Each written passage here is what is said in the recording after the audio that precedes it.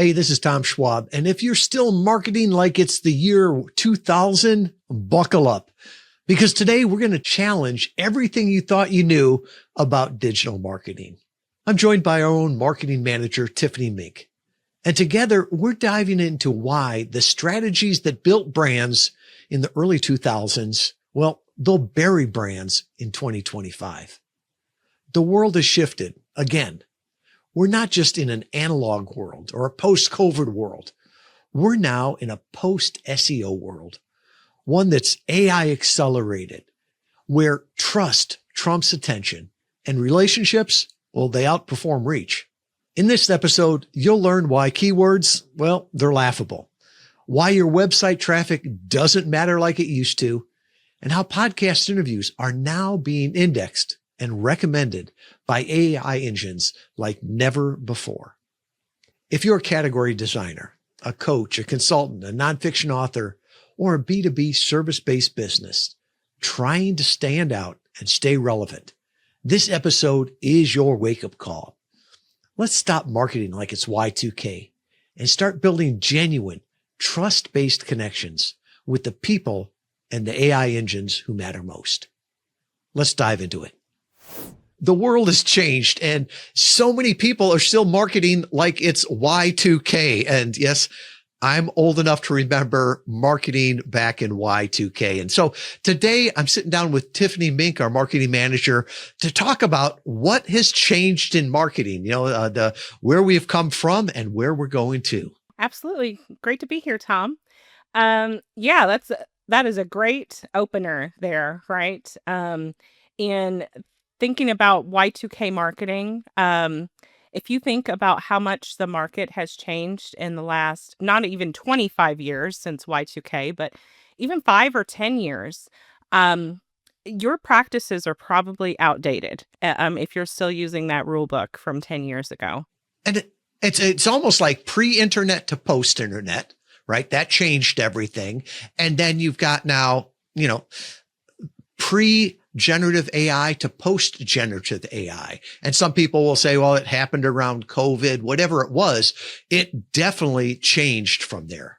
Oh, for sure. I think the pre-internet is a great example. If you think back to the .com boom of the mid-90s, that was a hard line in the sand of marketing before internet and marketing after internet, right?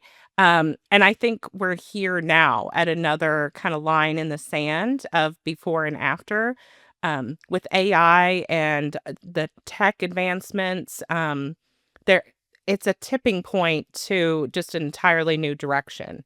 Of changes in the market and what consumers are looking for and what they don't want and are tired of seeing. Great example there. And you also see with the .com boom was, a burst there a little bit later around 2000. You see companies that fled to the internet and just fumbled the ball.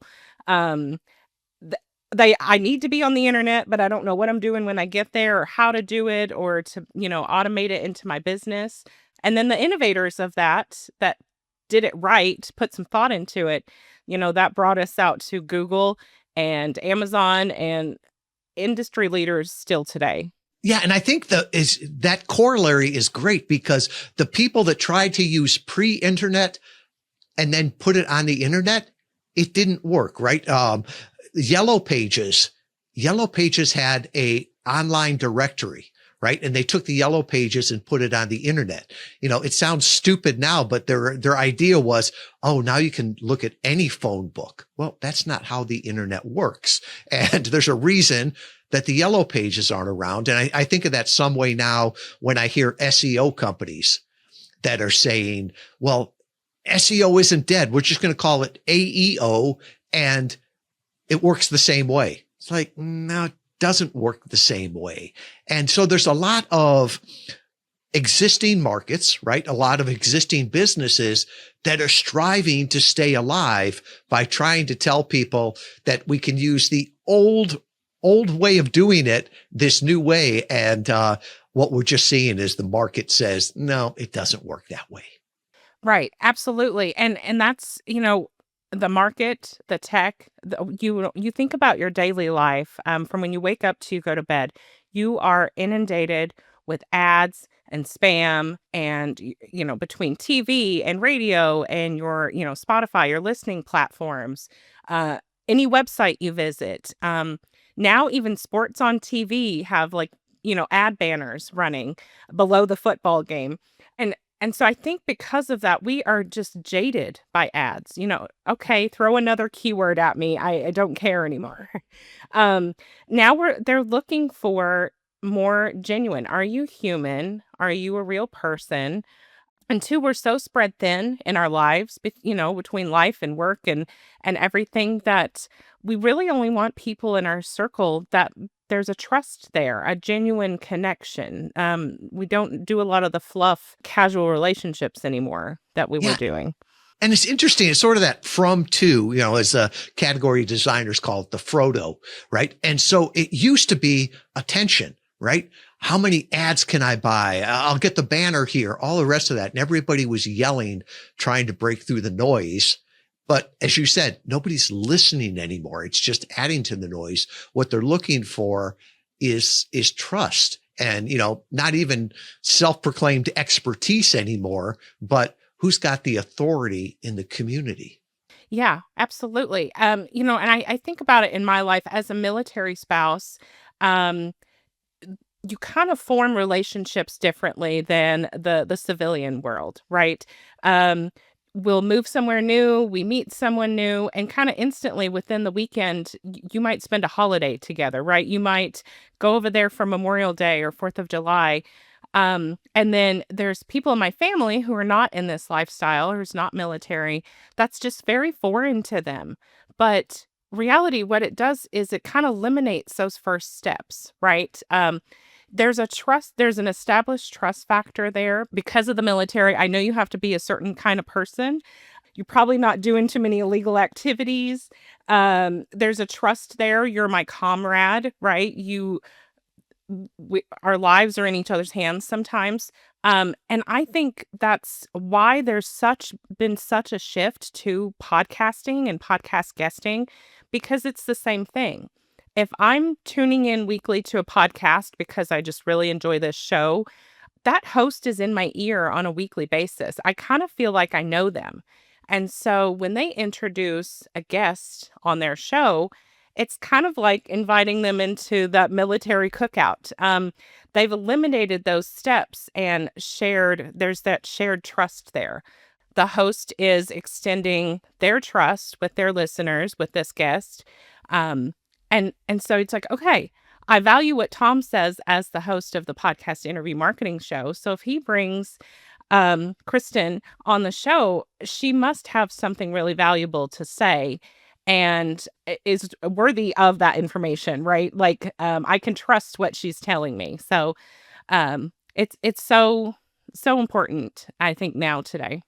Yeah, it reminded me of a conversation we had on a previous episode here. Ari Galper, who's the world's leading authority on trust selling. He talked about a trust recession going on right now, right? Everybody's getting heard, but the people that are getting the business are the ones that have the trust. And like you said, building trust takes time unless you can get the transfer of trust. I trust them because they're in the service like me. They live on base housing like me. That could be one. Or I trust them because it was a personal referral, or I trust them because the podcast host trusted them enough to bring them on. And I think with that goes into, we're talking about what matters now: trust, authenticity, human connection.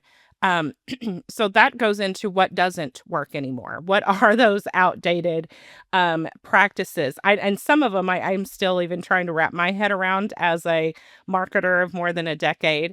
I think for me, some outdated practices are chasing vanity metrics. Those keywords and downloads, they don't matter anymore. They just simply don't. Now, I'm going to stop you right there, because what you just said is heresy to most people, right? That keywords don't matter. Yeah.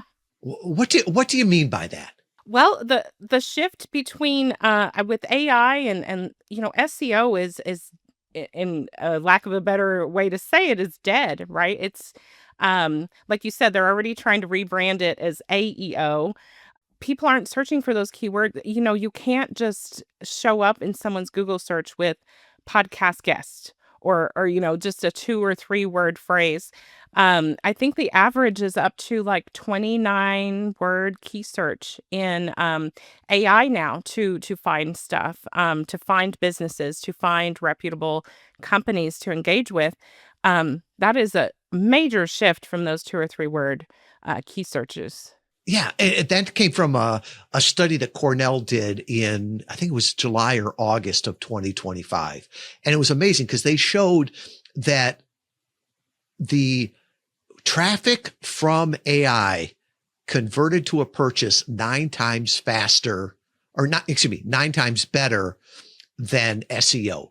Right. And granted, this was e-commerce, but I think we can draw corollaries to it. And what they said was that the first prompt was 29 words, right? And the idea of that, just how are you going to rank the highest for a 29 word prompt, right? The days of best plumber Kalamazoo, that's over, right? They're asking all these long questions.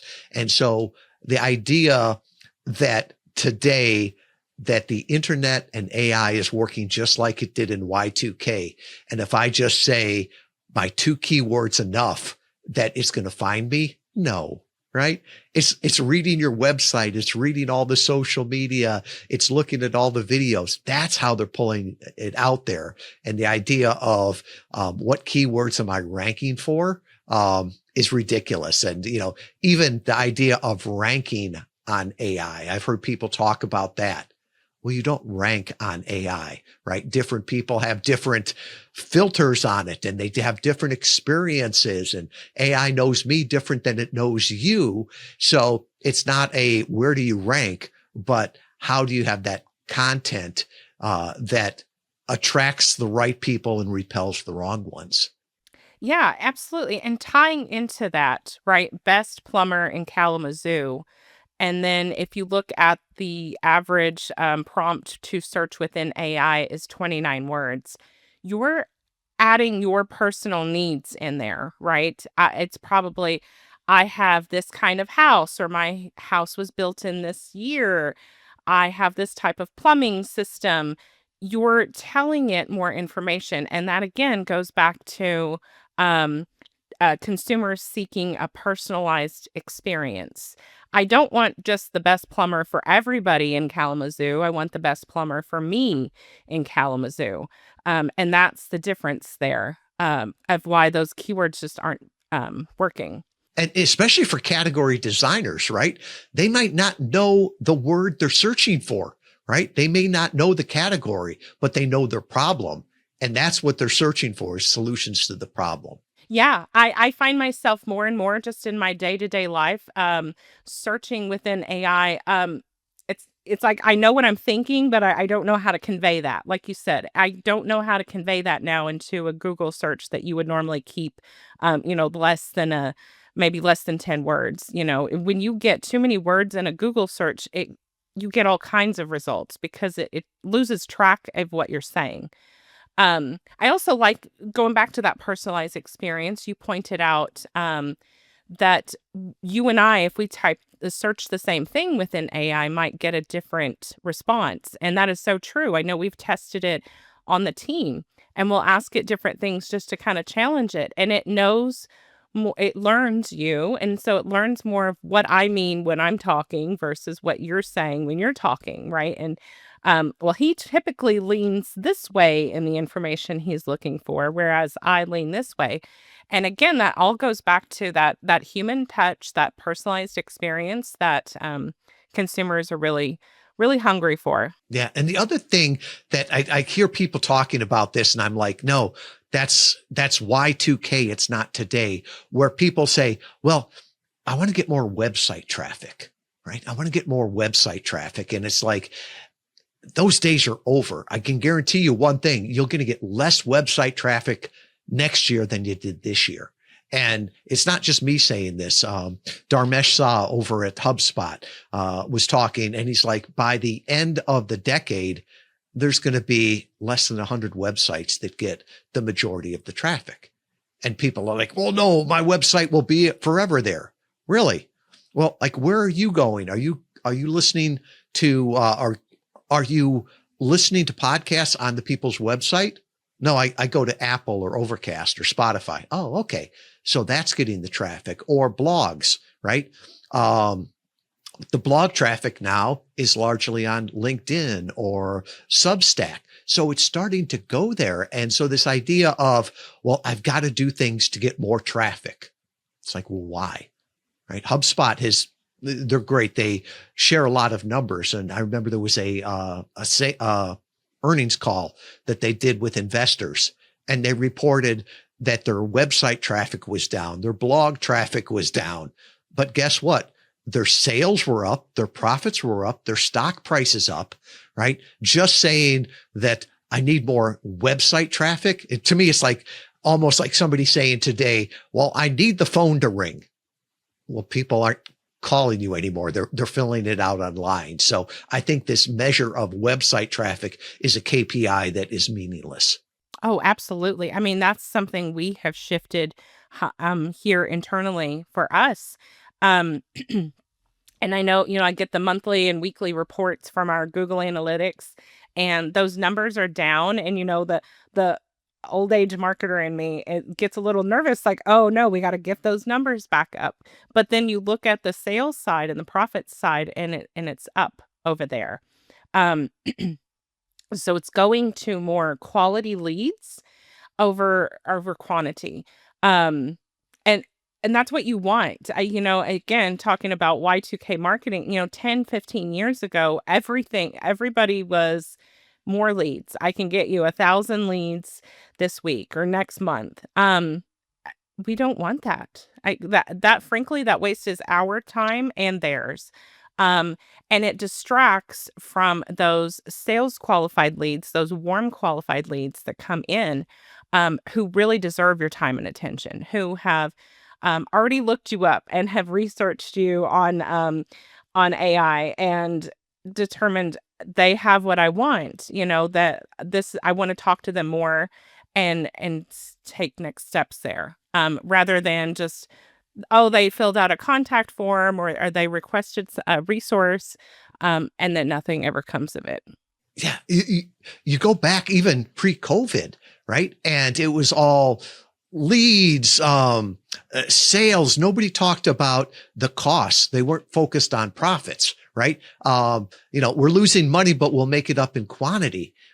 Fast forward 5 years now, major companies, minor companies, you go to the bank, it's not about sales anymore. It's about profits. And I think that's something that when we talk to clients, they get that they are not going on a podcast interview to get 50% of the people back to the website, or how many leads am I going to get out of this? No, how many ideal clients am I going to get out of this? Once again, I think it was Ari Gelper that said he rejects the idea of the sales funnel, right? 1,000 leads so that you can get one client. It's inefficient, right? Do the sales cylinder where you get, 5 leads, 5 conversations, and you get 4 clients. That's much more efficient. One other major outdated practice here, I thought of it as we were talking about, 1,000 new leads next week. My inbox every morning is filled with emails with those same exact words. And I just laugh now. Again,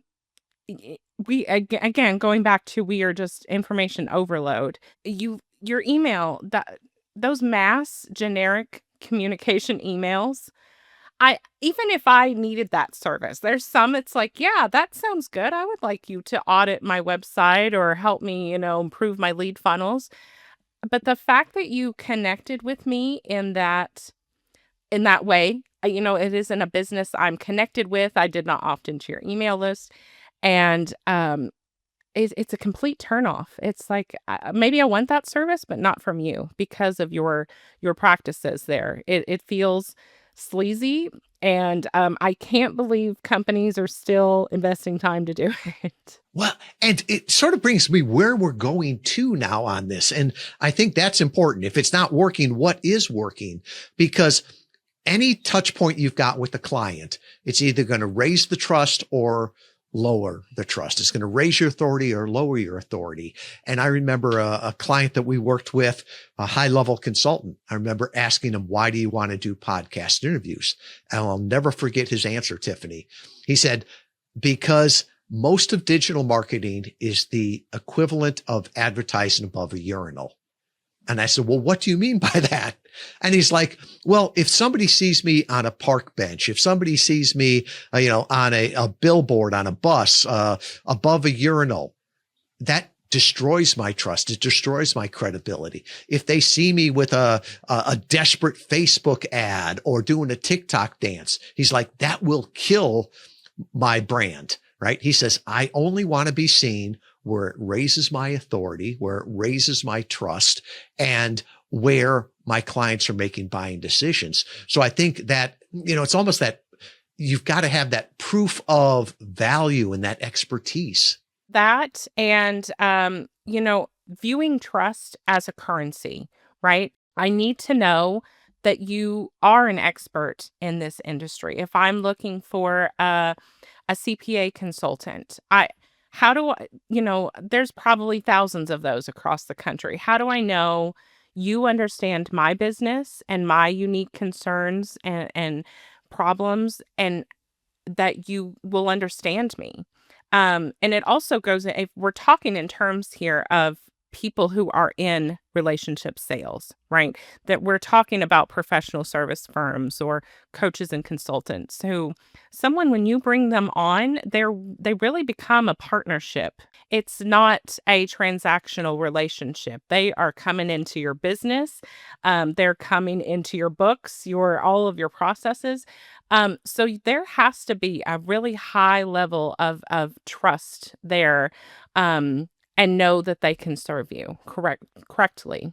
Yeah. It's like you want to know what they believe. And sometimes I think it's not only what you believe, but what you reject, right? Because everybody believes the same thing, right? We're all for freedom, apple pie, Chevrolet is not one. That's decisive. But, there's those things that everybody believes in, mom, the American way, whatever it is. I want to know what you reject, right? I reject the idea that you're one funnel away, right? No, you're one conversation away. I reject, as Steve Acho used to say, still says, that more is better. No, better is better. So those things, that strong point of view, that's where the market is going to. Like the old saying, if you stand for nothing, you'll fall for anything. The same thing. Yeah. You can tell me all day long, in your sales pitch, oh, we can do this for you and we can do that. But if you don't have kind of parameters in your business of who you do and don't serve, then yeah, I'm like, okay, immediately you're just trying to sell me on something, right? And that's another shift we're seeing now. Just those one-off, right? Just like the short keywords and just like the Facebook ads. Just testimonials really aren't cutting it anymore. They want more of a story behind your testimonial. I don't want just a quote from you, Tom, that you loved my services and I helped you grow your business. I want to know more about your backstory. What were your pain points? The specifics, the uniqueness of your business and how you were able to serve me.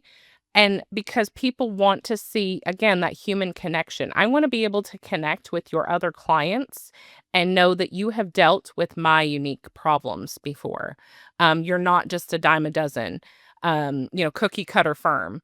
And so people who, again, that goes back to long form content, that goes back to conversation, not a one-off quote. It's a big shift there.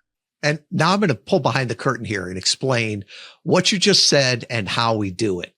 So for example, you go to a lot of websites and there's those pictures of quotes from different people, right? And they're usually, or maybe they paraphrase them, right? And I think it was Abraham Lincoln that said, most quotes on the internet are made up, right? I've seen that quote online before, right? So you don't know if I have it on my site and I put the quote there, it's pretty much meaningless, right?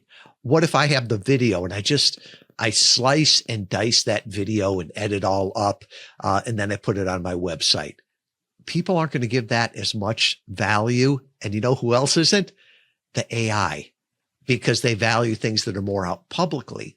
So truth, transparency here. That's why one of the reasons we moved our videos off of, the hosting platform we did that was private.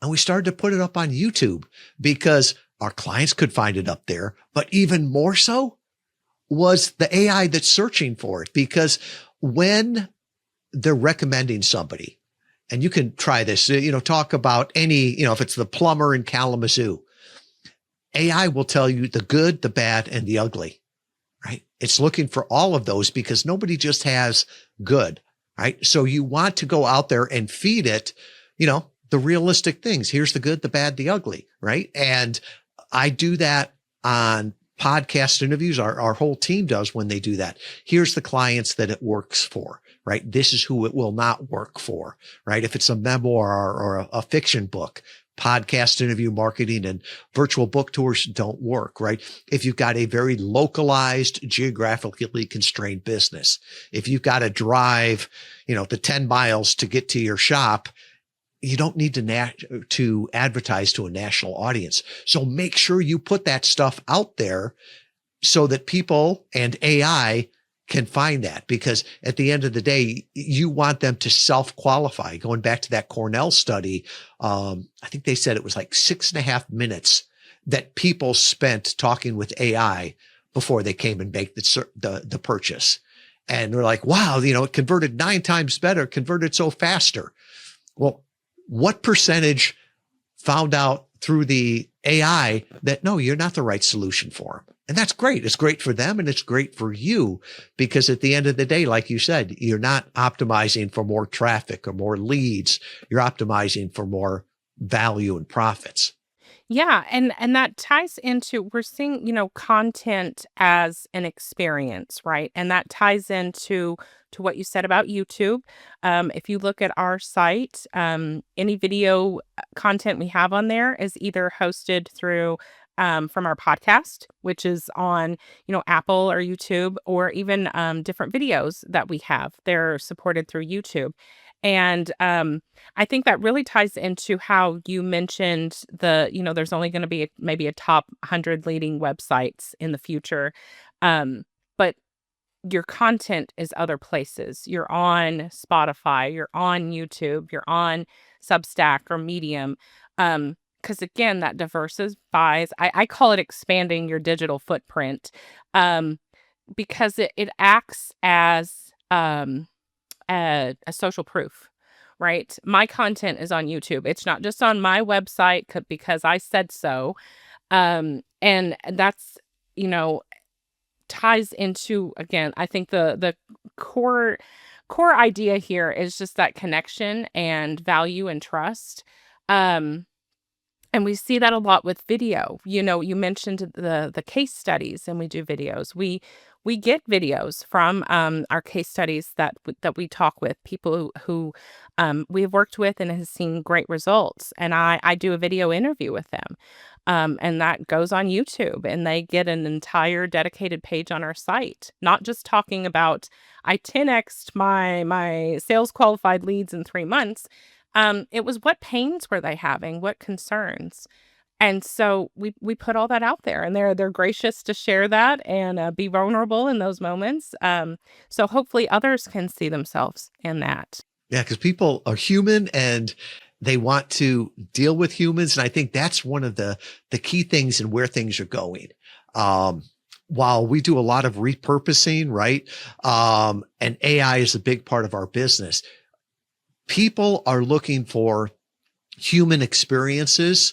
They're looking for human content. And even AI now is looking for human content, right? There was a study that came out in the journal Nature where they called it digital dementia. And what the AI is finding is when they train on AI content, the AI gets more stupid with every stupider. Now I'm less bright. We'll put it that way. Each generation, right? It's making a copy of a copy of a copy. So AI is desperately looking for human content. And now blogs, you're not quite sure, is it AI? Isn't it? I guess AI can tell, but largely still today, podcast interviews are human content. And that's why the reason behind why AI is just indexing all of the podcast interviews out there. Yeah, it heavily sources podcasts for that simple fact. Two things there. It knows you're human because we sometimes flub our words or we say and we say things like more stupider. I don't think I don't think an AI source would give you that script. And it also is collaborative content, which it's also looking for. Going back to that, I'm vouching for you and you're vouching for me. So two people came together and had a conversation. So that can't be AI, right? Two people are there. It's not just one person talking by themselves. So yeah, we've really seen it. I think we were fascinated recently playing around with it, and we looked it up. And where did I talk about this topic on a podcast? And it can pull it up specifically with the timestamp, which is just amazing. You would never be able to accomplish that with a Google search. I was amazed by that. I often say that my microphone makes me sound good and my team makes me look good. And I was looking for that clip for a piece that we were doing. And I'm like, I could get somebody on the team to go through all the transcripts and try to find it. Right. And I just thought, wow, I wonder if I could ask, ChatGPT to think hard about this deep research. It went through, Tiffany, and found like 20 different podcasts where I had said it. And it not only told me the podcast, where the link to the podcast, but even the time that I said that. And it's like, if you don't believe they're indexing all the podcasts, that is proof right there. Yeah, absolutely. And like I said, you would never be able to get that with a Google search. Absolutely amazing. And that's where the future of SEO, if you will, is collaborative content. And that's through podcasting, really, and podcast guesting. And, if you're not leveraging podcast guesting, which ties into AI as your lead referral source, I think you're going to fall behind the curve. Well, we're recording this here in 2025. I'm going to set a reminder that to look at this at 2030. You and I will go back and say, were we right or were we wrong? My sense is that we probably overestimated or underestimated how fast the world changes. So one final takeaway. What's your big takeaway for somebody that's listening to this today? I'll share mine candidly that probably marketers like myself are experiencing, and that's the identity crisis that SEO and keywords are gone. Again, I've been in marketing over a decade, and that has been drilled into me since day one. And kind of reframing myself. It's something I'm cognizant every day. I'm doing some project, and it's like, that doesn't matter. I'm focusing on the wrong thing. And so I would say the takeaway is to be self-aware, kind of challenge yourself as you're going throughout your work week. If you're like, oh, I need to put this marketing campaign together, challenge yourself and say, why am I doing this? Does this make sense for Y2K marketing, or does it make sense today and today's climate? Yeah, that's sort of what our client Bix Bixen always used to say. If you haven't changed your mind lately, how do you know you still have one? Well, for me, it's my whole definition of what marketing is, right? I would have told you few years ago that marketing was having a conversation with someone that could be an ideal client, right? That's basically what was taught when I went back for my MBA, what was taught in business schools, right? It's all about starting that conversation with an ideal client, right? And now I'm looking at it and going, it's like, that's only part of it. It's starting that conversation with who refers the ideal client, because maybe the client doesn't want to have the conversation with you anymore. Maybe they want to talk to their best friend that knows everything, that's in their pocket, that they turn to, that they've got a nickname for, right? So marketing today is not only how do you start that conversation with your ideal client, but the AI that refers them. Well, Tiffany, thank you so much. We definitely don't want to market like it's Y2K, and there's a lot of things wrong in the world, but there's no better time to be alive, no better time to get your word out there in the tools that we have here. Absolutely. Thanks for having me, Tom. So what's the one big takeaway from today's conversation? Well, maybe have you considered that it's time to stop measuring outdated metrics and start focusing on authentic authority? We're not in the ages of yellow pages or SEO hacks or blast emails. No, we're in an era where long form, human created content like podcast interviews is not only building trust, but it's being boosted by the AI as it draws on it as a primary referral source. That's why podcast interviews are not just a marketing tactic. They're a credibility engine. So ask yourself, are you optimizing for clicks and traffic, for conversations, conversions, and clients? Are you optimizing for activity or profits? Your next step, go back and audit your own marketing. If it feels like it belongs in a time capsule from 2010, maybe it's time to pivot. Lean into the future. Lean into podcasts. Lean into real thought leadership. And start showing up where your ideal customers already are listening and the AI that refers them. Because in 2025 and beyond, it's not about being louder. It's about being trusted. Thanks for tuning in to the Podcast Interview Marketing Show. Stay strong. The world needs to hear you now more than ever.